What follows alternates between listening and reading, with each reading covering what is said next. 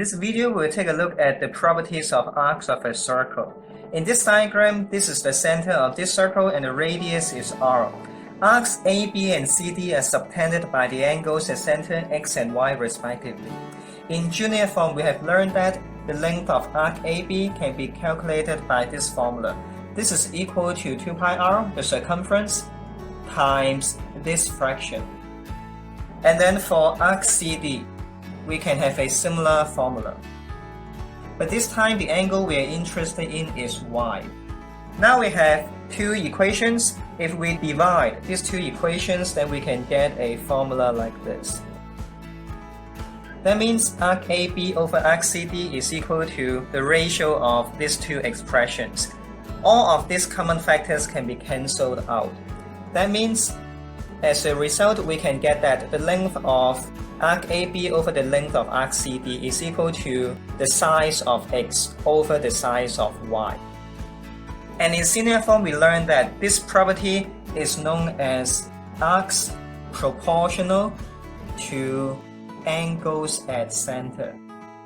That means the ratio of the arc lengths is always equal to the ratio of the two angles at center.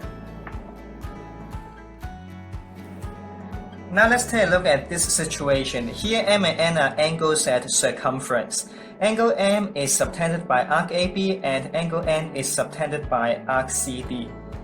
If we consider this ratio x to y, we have learned that angle at center twice angle at circumference. That means x is equal to 2a and y is equal to 2a. And that means the ratio of x to y is actually equal to the ratio of the angles at circumference, m over n.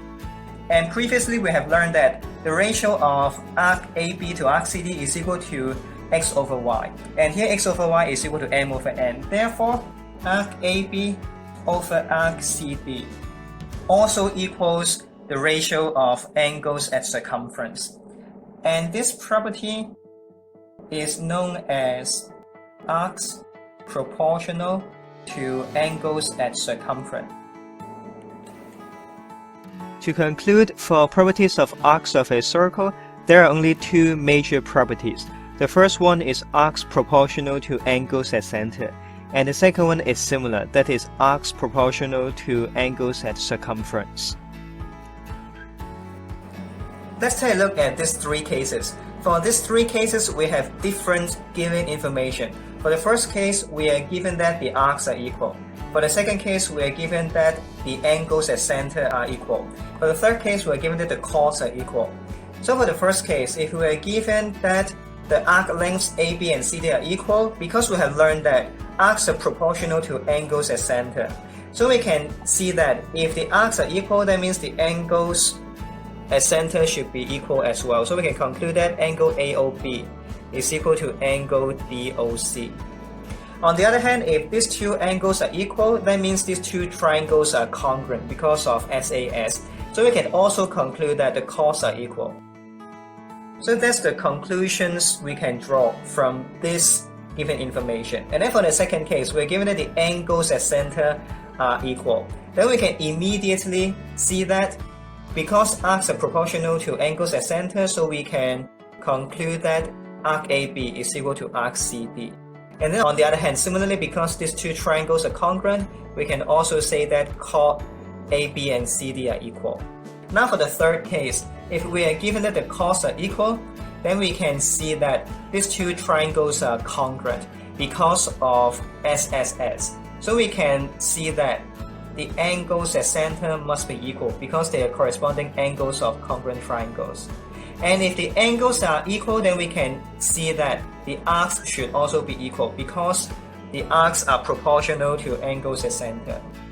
So as you can see, if one of these equal condition is given, we can draw the other two conclusions without any problem. So if we have equal arcs, then we can have equal angles and equal chords. If we have equal angles, then we can have equal arcs and equal chords. If we have equal chords, then we can have equal angles and equal arcs. To conclude, when we have two equal arcs, then we can use these two properties.